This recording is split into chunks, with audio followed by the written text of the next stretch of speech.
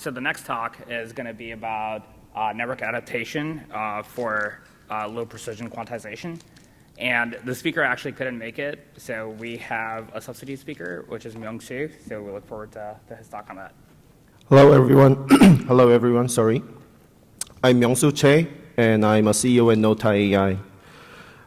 As he said, this presentation was supposed to be presented by Tae-Ho Kim, who is the author of this research. Unfortunately, he didn't make it today to be here today, so I'm having this presentation on behalf of him. And after this talk, if you have any questions, you can send an email to the authors or me for further conversation. This research has been conducted in collaboration with Hanyang University in Seoul. And the title of the research is the Automatic Network Adaptation for Ultra-Low Uniform Precision Quantization. Then let me start.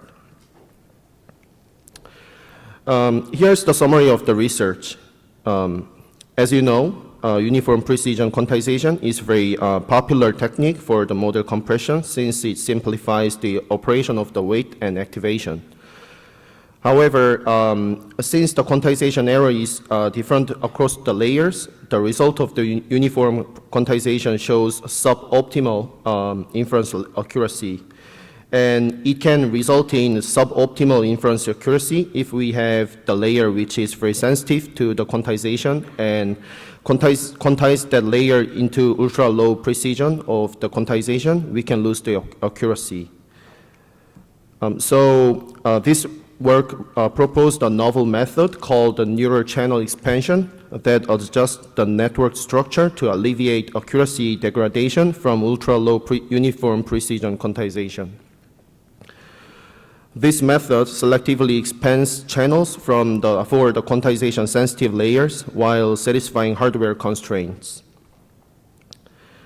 Based on in-depth analysis and experiments, we demonstrate that the proposed method can adapt to several popular networks to achieve superior 2-bit quantization accuracy on CIFAR10 and ImageNet dataset.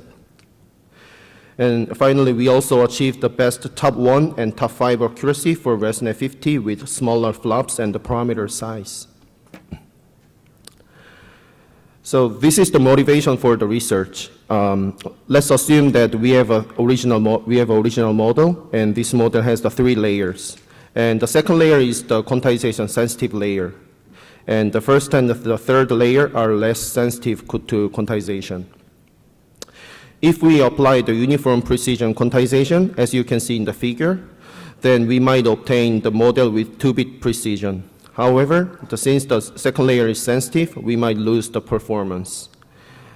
On the other hand, if we apply the mixed precision quantization, we can assign the higher precision to the second layer to avoid the performance degradation.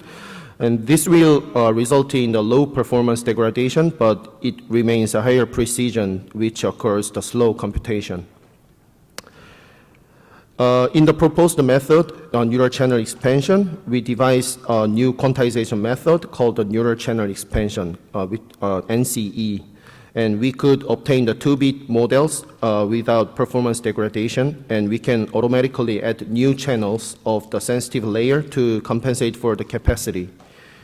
By this method, we can obtain a uniform precision model, and it is lighter than the mixed precision quantized model. And it means that the proposed model can achieve the benefits of both uniform and mixed precision quantization techniques. Although various research has been proposed to adapt the neural networks for accurate DNN quantization, but no research is doing automatic quantization nor plausible or on the ultra-low precision. So let me introduce the 2 pieces of the research. The first research is preliminary research on capacity expansion to avoid the performance degradation. And they expand the channels of every layer of the network by adding layer, and by adding layers, they could prevent the performance degradation. However, adding all the layer is a preliminary approach to expanding architecture. We might add layers selectively where the quantization sensitivity is high. Besides, the channel splitting is known to reduce the dynamic range of weights. Dynamic range can be measured as the standard deviation of the weight distribution. If the dynamic range of the weight is large, it means that the quantization loss can be larger too. And in the second research, on the other hand, they only experimented on the 6 or 8-bit quantization. We cannot ensure that this approach is working on the ultra-low precision quantization too. So in this research, we proposed the automatic and ultra-low precision quantization. This is the neural channel expansion, our proposed method.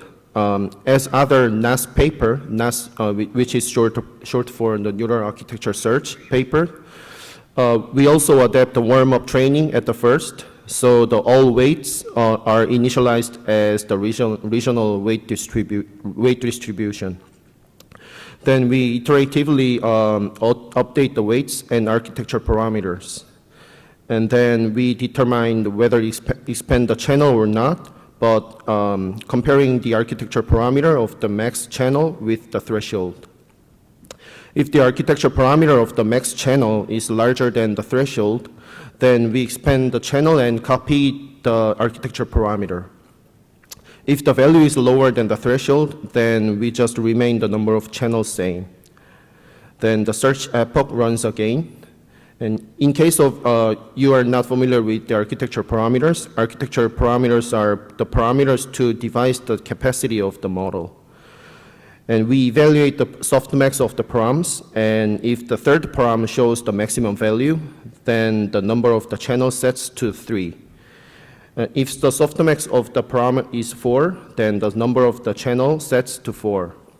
Using this quite simple algorithm, we could achieve the very noticeable result. The first analysis is about the impact of the channel expansion on quantization. When quantization is applied to the given network, the dynamic range is substantially increased, and it hinders successful DNN quantization. When the dynamic range of the weight is increased, the quantization errors go high. In this figure, the green line is the original model, and we quantize the model into an orange line. And the standard deviation, which implies the dynamic range, is increased. However, with NCE, our proposed method, we can reduce the dynamic range of the weights, so SQNR is getting increased. Second, in the WRPN paper, they uniformly expand all the layers in the model, so all the layers were getting increased. However, in NCE, we selectively add the layers, so we could get better performance in terms of accuracy and the number of parameters and the flops. As you can see in the figure, NCE shows the higher accuracy at the same number of the parameters or the flops. The second observation was when we compared the performance on the search space of the NCE. We sampled 10 models from the search space randomly and sampled a model from NCE or TAS. We sampled 10 models and compared their accuracy. NCE shows higher accuracy compared to the other methods. In this graph, random means we sampled the model randomly from the search space, and the models were searched by NCE and TAS as well.